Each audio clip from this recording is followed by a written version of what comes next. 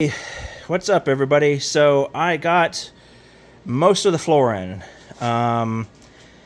It is welded pretty well. I still need to finish welding it, of course. You know, there's a lot of sections that are not welded in yet, like over here, but I'm gonna take a break for tonight. And then I'm gonna go after it tomorrow. So the floorboard is mostly in. I had to like Tetris this back together because it's just the way it was cut out. I didn't cut like the entire floorboard out and then bought a piece that just fits right in there. No, I just kind of cut out the pieces that were zigzagged and, you know, that were rusted. I wanted to leave as much of the original floor in as there as I could. And that's what I did. So the reason why I cut this long piece out right here was not because it was rusted, but the floor support, as you know in my other videos, goes this direction. It's right here, and then there's another piece right there. And the reason why I cut that out over here, and I also did it to that side, or I need to finish it on this side right here, is because there's a lot of chunky rust inside the floor support. It was all underneath here, the floor support down here. So I need to make sure that I clean all that out. I never got a compressor, unfortunately. Harbor Freight, on their 4th of July sale for the little 3-gallon air compressor, they were out of stock, which sucks. So I'm just going to save up my money and buy the 6-gallon one.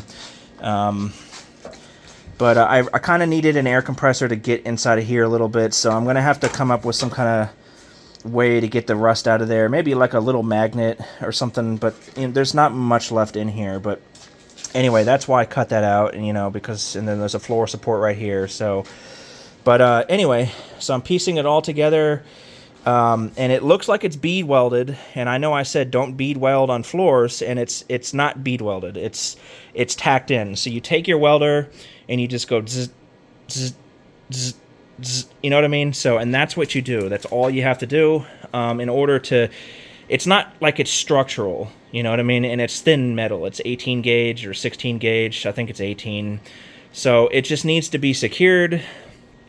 And then I might take a flap disc just to make it look pretty and clean up the welds.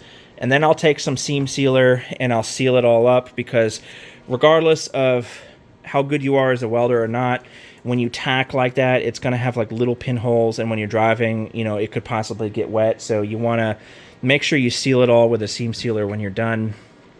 And yeah, so then I'm going to paint it with like a self-etching primer, and then I'm going to use...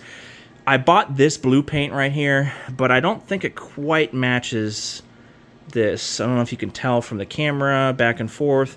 It's close, but it's not close enough. To be honest, this Jeep was repainted at one point by somebody, and it was repainted pretty poorly. You can see the clean paint is like some really sparkly, like a navy blue, like a dark blue, and then the original paint job was a lighter blue that was sparkly. Can you see that? To be honest, I have no idea why this was painted this bluish purple, navy blue. Because to be honest, on all the spots that are peeling, the original paint is showing up, and the original paint is fine. It's not like it was faded or rusting. Maybe it was in some spots. I have no idea, but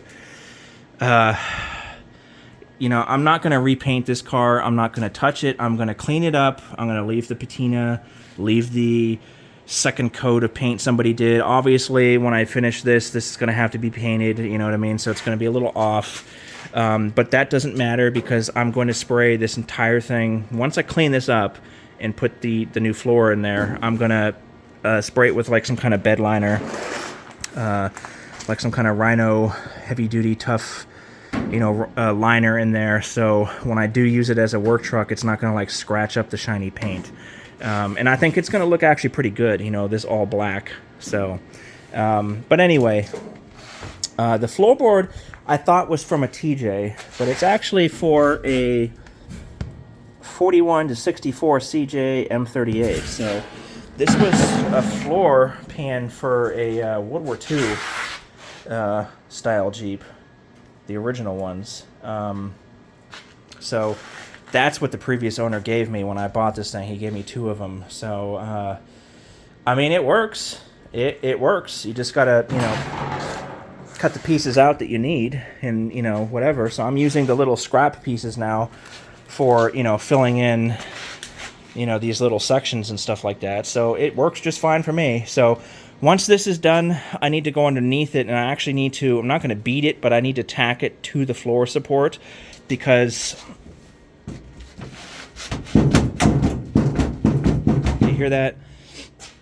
So you have to tack it just like they did from factory to the floor support, so it doesn't, like, you know, bobble like that. So and I wanted to make a short little thing. Well, you know what? Stay tuned. I'll make another video for that, so you guys don't have to watch like 10-minute long videos. So, but anyway, it's coming along. Thanks for watching, guys.